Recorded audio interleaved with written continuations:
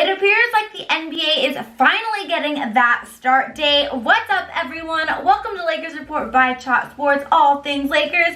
I'm your host, Hannah Kulik, aka Lakerhan. We've got an awesome show for you guys today because we finally have what looks like to be a start date for the NBA season to resume. And of course, we have a ton of other things that we have to talk about here. So let's just jump right into it, you guys, because Adam Silver has reportedly instructed the Board of Governors that July 31st is that targeted date for the NBA to resume. Now, how they're going to do it is still yet to be seen. There hasn't been a format that has been announced. Of course, there's been a bunch of things kind of thrown around. And according to Charania of the Atlantic, there was a recent survey with the GMs where they said that they would want the season to be done by October 1st. They also want to be able to have a more expanded roster, a little bit more flexibility with their roster, and 53% of GMs actually voted for the playoff seeding to just stay how it is, and 47% wanted something a little bit different. So still, format has yet to be seen. There are a lot of options, a lot of possibilities, a lot of things really being thrown out there that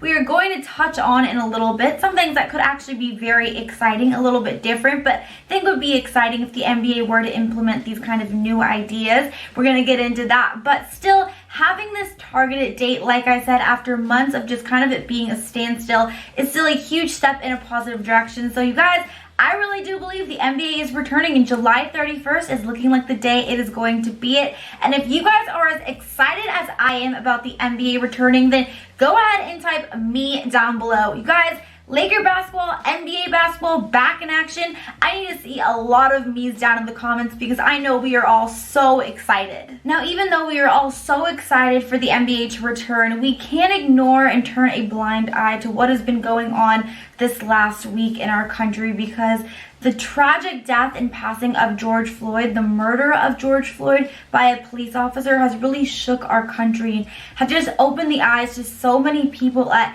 the continuing racism, the continuing inequalities that African Americans face on the daily. And it is so unfair, and it is so important for us all to be able to use whatever voice, whatever platform we have to really try to educate people and make a difference. And that is what, of course, our very own LeBron James is doing. He has been doing multiple social media posts throughout his Twitter, his Instagram, using his platform to really spread awareness of how big of an issue racism really is in this country and in this world. He posted some very powerful tweets, which personally, honestly, you go through Twitter, you see a lot of people, a lot of celebrities tweeting, but LeBron James's tweets, those were some that I stopped and I paused and I really reflected. They were powerful words. He also reposted the monologue that Jimmy Kimmel did on his show, and he's really been using his platform to be able to really spread the message, which is so important right now, you guys. I know a lot of you at home right now are probably saying, what can I do to help? There are so many ways to help, and I think personally for me, just the best thing that you can do is to really educate yourself and to really just be vocal. At some point, we can talk the talk, but we really have to walk the walk. And the fact that these are still issues in our country today is just really not okay, and we need to do something now to change it and make huge changes so that our children and our children's children don't have to deal with these same inequalities that the African American community is dealing with today on a daily basis. And I just hope and I pray that we are able to use this tragic experience and this tragic death of George Floyd and learn from it and make this world a better place. And I'm hopeful and I pray every day that we are able to do that. Now, I do want to move on here and talk about some more developments in Lakerland, but I did want to take a second to address that because, of course, it is such an important part of what is happening in our world today. And our Lakers are really making their voices heard and using their platform for good. So I, for one, am very proud of them, of course. But moving on, before I get into this next story, we talk a little bit about some new members of this Clutch Sports Bike Club, because there may be an underlying message to who some of the new members and who some of the guys that LeBron James has been hanging out with during this quarantine really means. I want to hear from you guys. Who is your favorite current Laker player? Let me know down in the comments below right now. Personally, for me, I'm going to go with Avery Bradley. I know it may be a little bit of a random one, but for me, Bradley has been tremendous for us this season on the defensive end. I think he was one of the main reasons why the Lakers had one of the best defenses in the entire NBA. And then offensively, he too has really picked it up, especially towards the later part of the season before the lockdown originally began. Avery Bradley was really performing very well for us on both sides. So Avery Bradley is my favorite Laker player at the moment, but comment down below and let me know who your favorite Laker player is. But moving on, LeBron James has been bike riding, like we all know, he has this Clutch Sports bike club that they call it. So it's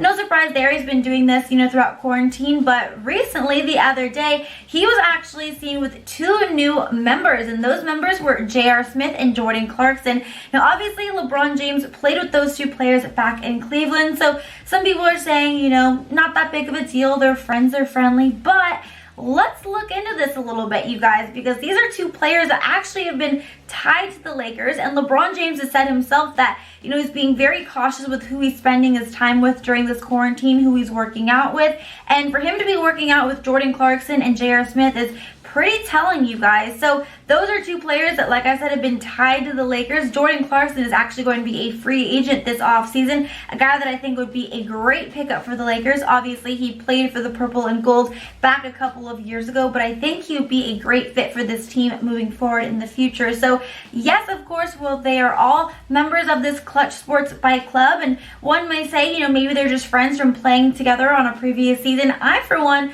think there is an underlying message to this, and maybe J.R. Smith and Jordan Clarkson may end up being Los Angeles Lakers, if not when the season resumes, because there is a possibility that they could actually be able to pick up a few players, or if not, then this next upcoming season, you guys. I definitely would not count this out. It's going to be interesting to see how this all plays out, but personally, I think there may be a little bit of an underlying message to these Clutch Sports Bike Riding Club meetups that they've been doing lately. Now, before we get into our next story here, I want to make sure that you guys hit that subscribe button down below. Come and join this Lakers Report family so you do not miss a single second when it comes to our Los Angeles Lakers. But moving on, talking Dwight Howard, because as we all know, Dwight Howard has really been through the ringer this, last couple months. He has been back home in Atlanta, Georgia, of course, because the mother of one of his sons tragically passed away. Our condolences and our prayers are still with Dwight Howard, and he is yet to make his return to LA and be able to come and practice in the Lakers training facility, which, as we all know, was able to open up May 16th. So a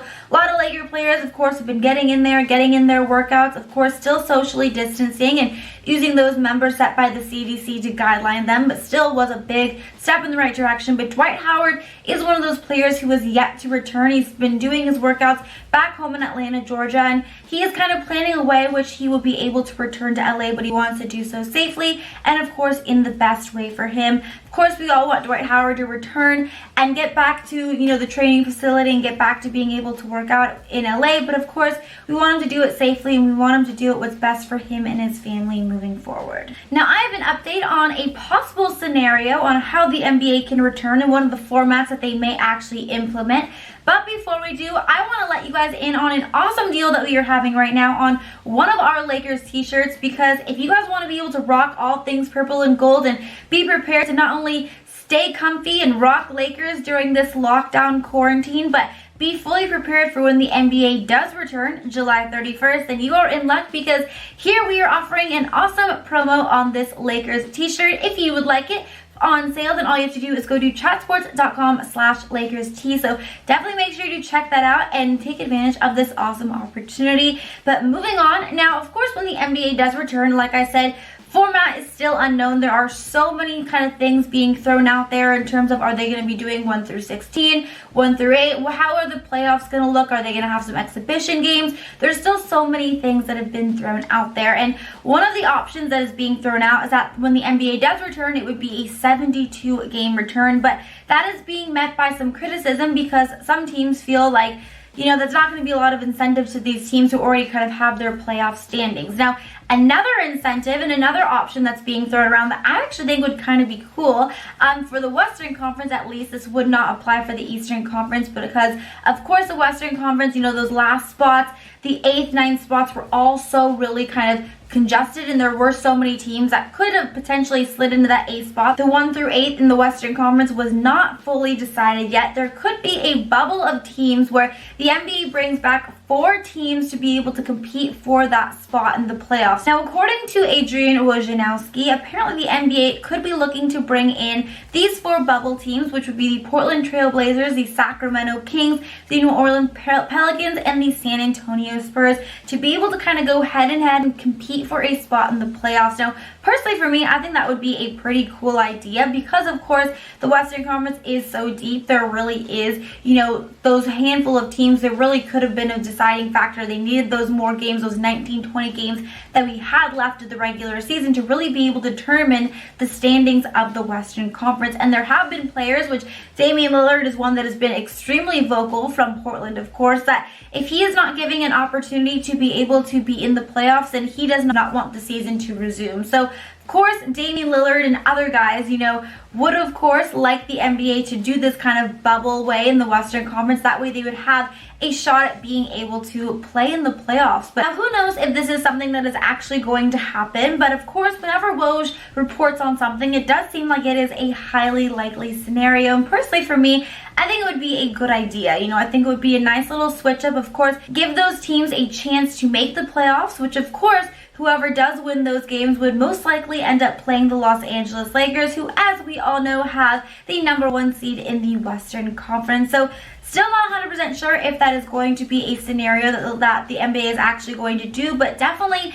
Woj reporting on it seems like it is a high possibility and something that could be interesting. You know, the format of the NBA has not yet been announced. We're going to have to wait for the next couple of weeks and see how that play out. I would assume that they are going to make kind of an announcement in terms of the format when the NBA does resume in the next week or so, but we're just going to kind of have to wait, be on the edge of our seat for that update, which I know we are all extremely excited about. Now, I want to end today's video talking about a potential trade rumor, because could the Lakers be interested in trading for Buddy Hield? Now, according to Fansided, the Lakers would offer, if they were to trade for Buddy Hield, they would offer KCP, JaVale McGee, Talon Horton-Tucker, and their 2020 late first-round draft pick. And if this were to go through, then the Lakers would receive Buddy Hield and Yogi Ferrell. Now, this trade actually could make sense for both parties, because for the Lakers, obviously getting a guy like Buddy would be a great pickup for them. He would just kind of take over for KCP's spot, be able to do even more than KCP could do, in my opinion. And then Dwight Howard was already outplaying JaVale McGee. So Dwight Howard could just, you know, take over JaVale McGee's minutes there. So it wouldn't really be that big of a deal for them. They would be easily replaced, and I think would still be an upgrade if they were to make this trade, obviously. And then for the Kings, it would be a nice pickup for them as well, because, you know, KCP has had a good season. He's been a great scorer. He would have the potential to be able to be a starter,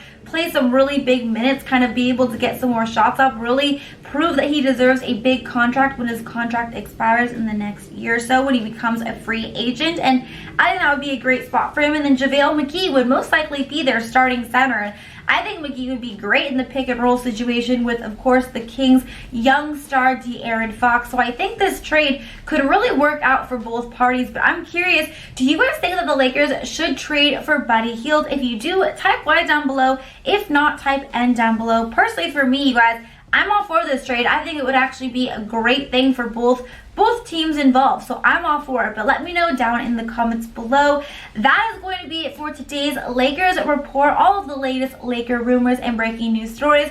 You guys, I've got a great feeling that with the weeks to come, they're just going to be more exciting updates for you guys as we get closer and closer for the NBA returning. And that is it for today's video. If you guys liked this video, don't forget to give it a double thumbs up. Of course, also don't forget to subscribe here on Lakers Report so that you do not miss a second when it comes to our purple and gold. And until next time, Laker Hannah is out. Bye, guys.